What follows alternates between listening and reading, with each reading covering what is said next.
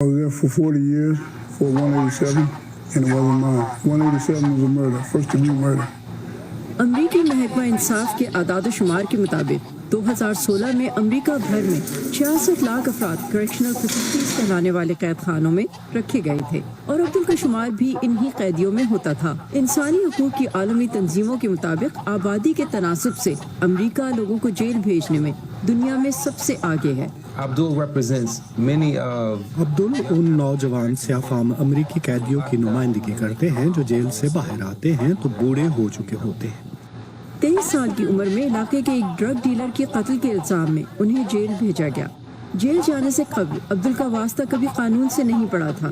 وہ high school ختم کرنے کے بعد فائر ہائیڈرنٹ بنانے کا کام کرتے تھے۔ عبدل کہتے ہیں ان کو سزا 2 لوگوں کی گواہی پر دی گئی جن کی کہانیاں آپس میں نہیں ملتی تھیں۔ اس نے 2 بار اپنی کہانی بدلی، اور پھر تیسری بار جب میرا مقدمہ شروع ہو رہا تھا، لیکن جج نے اسے خاطر میں نہیں لیا۔ عبدل کو قتل کے الزام میں 7 سال کی سزا ہوئی تھی، لیکن انہیں رہائی 40 سال بعد ملی۔ جب بھی وہ قانونی چارہ جوئی کرتے انہیں دوسری جیل منتقل کر دیا جاتا۔ جیل میں انہوں نے خود کو خطرناک عادی مجرموں کے درمیان پایا۔ اس ماحول میں گزارا کرنے کے لیے انہیں نئے طور طریقے سیکھنا پڑے۔ آپ کو تشدد کرنے کی ضرورت نہیں تھی، لیکن کچھ لوگوں کے ساتھ پرتشدد زبان استعمال کرنا پڑتی تھی۔ جیل میں عبدل نے مذہب میں پناہ لی۔ ایک عرصے تک انہوں نے کسی کو اپنے مسلمان ہونے کے بارے میں نہیں بتایا تھا، لیکن پھر ایک دن کسی نے انہیں نماز پڑھتے دیکھا۔ السلام علیکم۔ اس نے کہا السلام علیکم۔ میں نے کہا وعلیکم السلام۔ اس نے کہا تمہیں پتہ ہے یہاں مسجد موجود ہے؟ میں نے کہا میں پہلے سب کا جائزہ لے رہا ہوں۔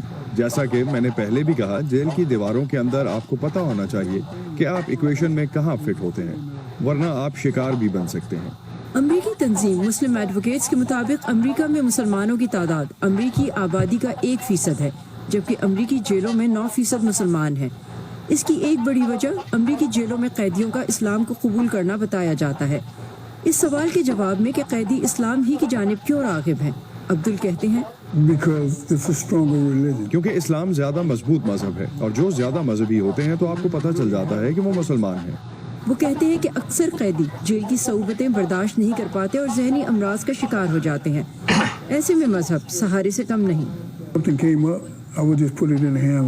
کہ جب بھی کچھ ہوتا تھا تو میں اسے اللہ پر چھوڑ دیتا تھا۔ میرے پاس کوئی دوسرا راستہ نہیں تھا، اور اگر میں نے ایسا نہ کیا ہوتا تو شاید آج میں باہر نہ ہوتا۔ اور یہ بھی کہ اگر انہوں نے لوگوں کو غلط سزا اور ان کی سزا سے زیادہ قید کرنے سے متعلق قوانین نہ بدلے ہوتے۔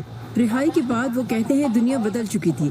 آج وہ گھر سے باہر اکیلے جائیں تو کھو جاتے ہیں، اور سست رفتاری سے چلتی گاڑی انہیں راکٹ کی سی تیزی سے چلتی محسوس ہوتی ہے۔ رہا ہونے والے قیدیوں کے لیے امریکہ میں بہت سی تنظیمیں انہیں معاشرے میں اپنی جگہ بنانے میں مدد کرتی ہیں۔ ایسی ہی ایک تنظیم اصلاح LA قید سے رہا پانے والے مرد اور عورتوں کو رہائش فراہم کرتی ہے۔ انہوں نے عبدل کو رہنے کے لیے جگہ دی اور کام بھی۔ عبدل یہ یقینی بناتے ہیں کہ گھر میں رہنے والے اس گھر کے اصولوں کے پابند رہیں اور انہیں کسی قسم کی پریشانی نہ ہو۔ وہ دوسرے جیل سے نکلنے والوں کی مدد کے لیے مختلف تنظیموں میں رضاکارانہ خدمات بھی انجام دیتے ہیں۔ Saba Shah Khan, Voice of America, Los Angeles, California.